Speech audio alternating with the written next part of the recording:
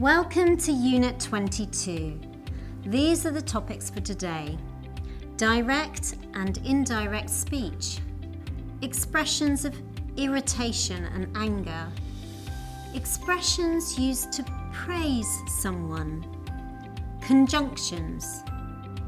How to welcome your client to your office.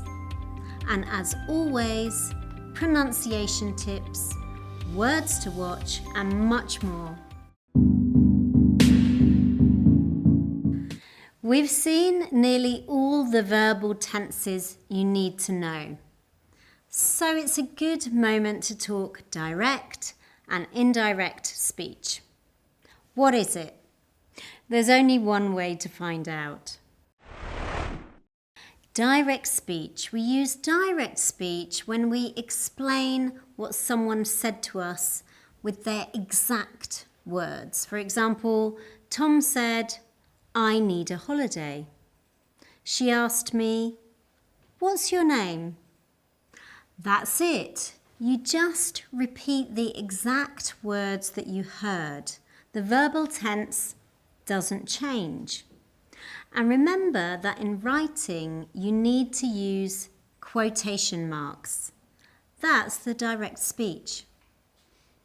What about the indirect or reported speech? We use indirect or reported speech to explain what someone said without pronouncing the exact same words. Indirect speech is a little more complicated than direct speech because the verbal tense changes. For example, instead of Tom said, "I need a holiday," she asked me, "What is your name?" In indirect speech, we would say, Tom said that he needed a holiday. She asked me what my name was. We often use that to introduce what the other person has said, but it's not absolutely necessary. Let's look at some more examples. The man said that he didn't know. She said that she would go. My boss said I had to do it. She said she was going to a quiet place. Let's take this last sentence. How would it be in direct speech? We'd say, she said, "I'm going to a quiet place." As you can see, with direct or with indirect speech, we often use the verb to say. We can also use the verb to ask. For example, she asked me, "Have you got a light?" Direct speech.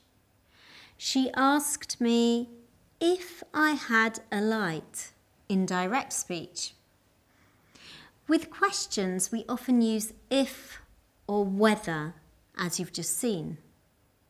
So in order to use direct speech and indirect speech correctly, you need to know how to use the verbal tenses. For example, if the sentence in direct speech is in present simple, the same sentence in indirect speech will be in past simple. Have a look. She is French, he said. Direct speech, present simple. He said that she was French. Indirect speech, past simple. If the sentence in direct speech is in present continuous, the same sentence in indirect speech will be in past continuous. I'm cooking pasta, he said. Direct speech, present continuous. He said that he was cooking pasta. Indirect speech, past continuous.